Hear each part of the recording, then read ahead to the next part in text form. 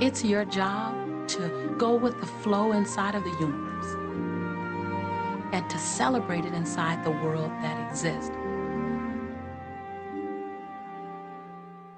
One of the questions I get almost all the time, and it's probably on somebody's mind right now if it's not on yours, and that's the idea that, well, if everybody uses The Secret and they all treat the universe like a catalog, aren't we going to run out of stuff? Won't everybody just make a run for it and bust the bank? What's beautiful about the teaching of the Great Secret is that there's more than enough to go around for everyone. There is a lie that acts like a virus within the mind of humanity. And that lie is there's not enough good to go around. There's lack, and there's limitation, and there's just not enough. That lie has people living in fear, greed, stinginess, and those thoughts of fear, greed, stinginess, and lack become their experience. So the world has taken a nightmare pill. Now the truth is, there's more than enough good to go around. There's more than enough creative ideas. There's more than enough power. There's more than enough love. There's more than enough joy. All of this begins to come through a mind that is aware of its own infinite nature.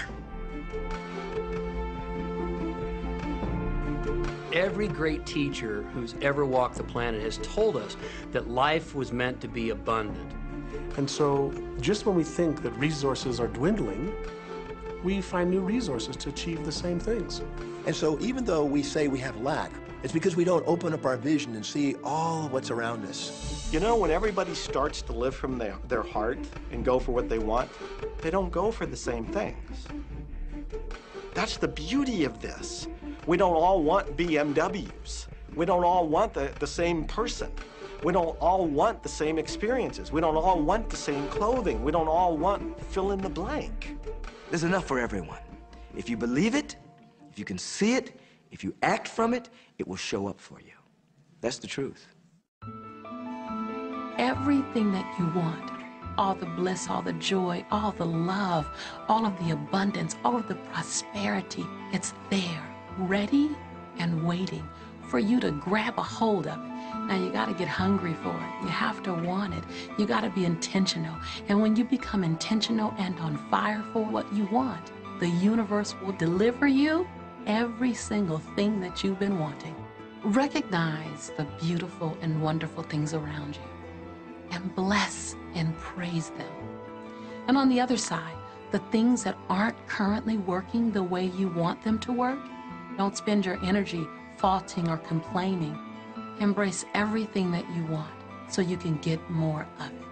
Most of the leaders in the past missed the great part of the secret, which is empowering and sharing with others. This is the best time to have ever been alive in history. It's the first time we've ever had the power to gain knowledge at our fingertips.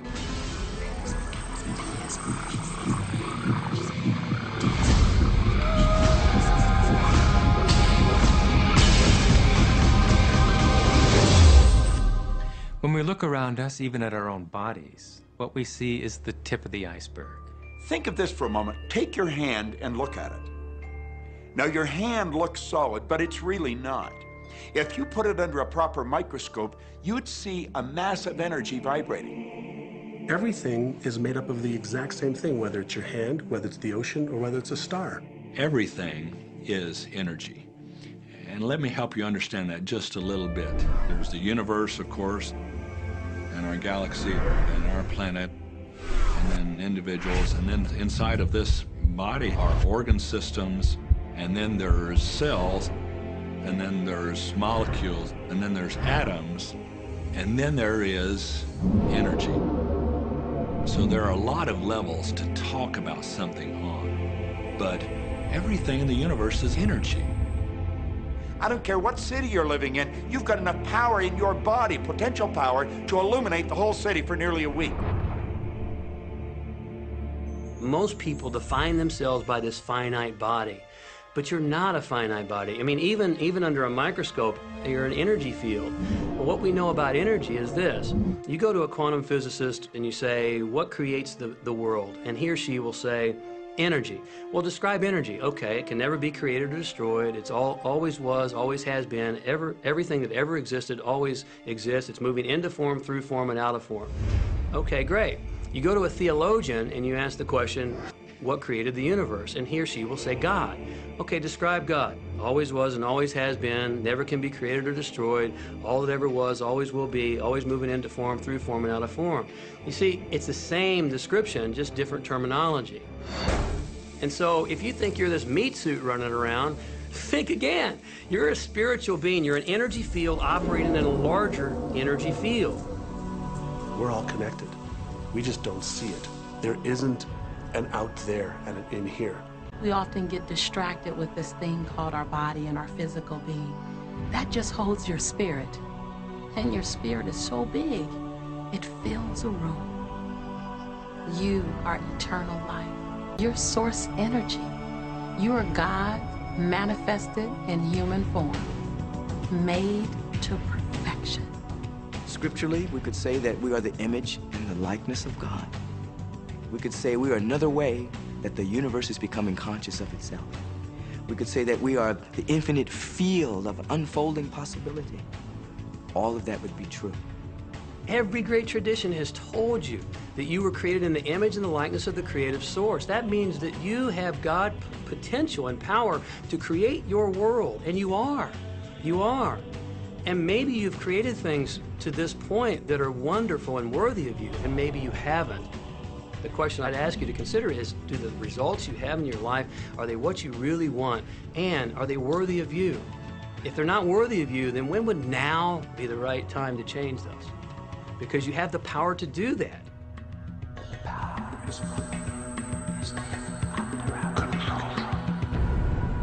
You know, a lot of people feel like they're victims in life, and they'll often point to past events, perhaps growing up with an abusive parent or in a dysfunctional family.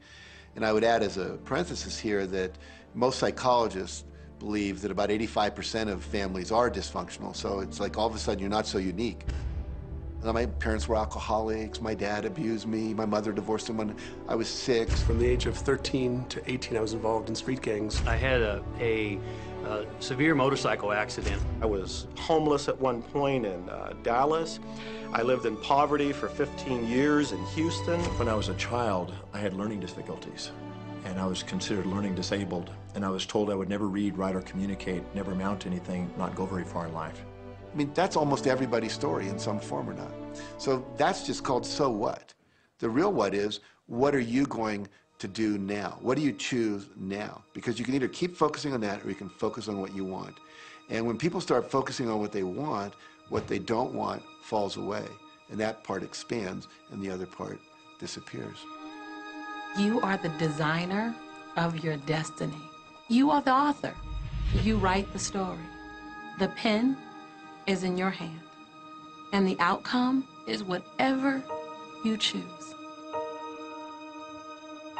The beautiful thing about the law of attraction is that you can begin where you are. And you can begin to think, real thinking. And you can begin to generate within yourself a feeling tone of harmony and happiness. The law will begin to respond to that. So now you start to have different beliefs, like there is more than enough in the universe. Or you have the belief that everything goes right for me. Or you have the belief that I'm not getting older, I'm getting younger. We can create it the way we want it by using the law of attraction. And you can break yourself free from your hereditary patterns, cultural codes, social beliefs, and prove once and for all that the power within you is greater than the power that's in the world.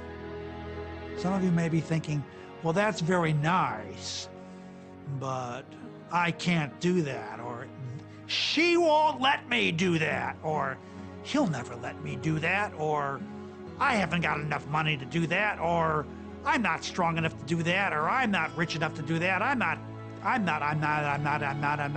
Every single I'm not is a creation.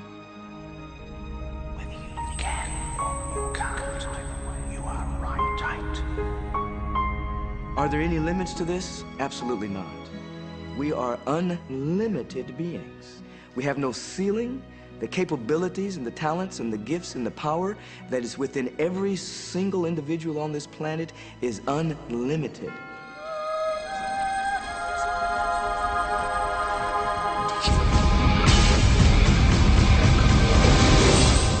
There is no blackboard in the sky on which God has written your purpose, your mission in life.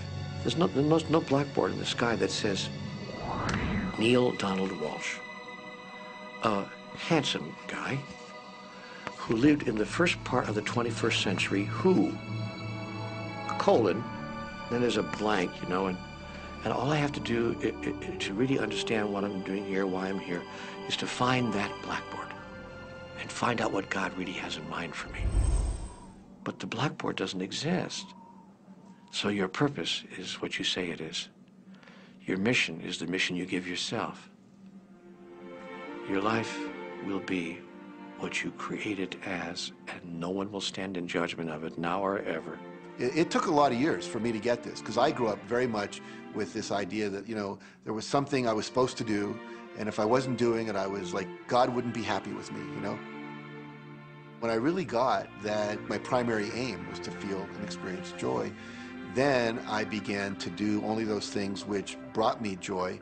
We have a saying, you know, if it ain't fun, don't do it, you know? Joy, love, freedom, happiness, laughter. That's what it is.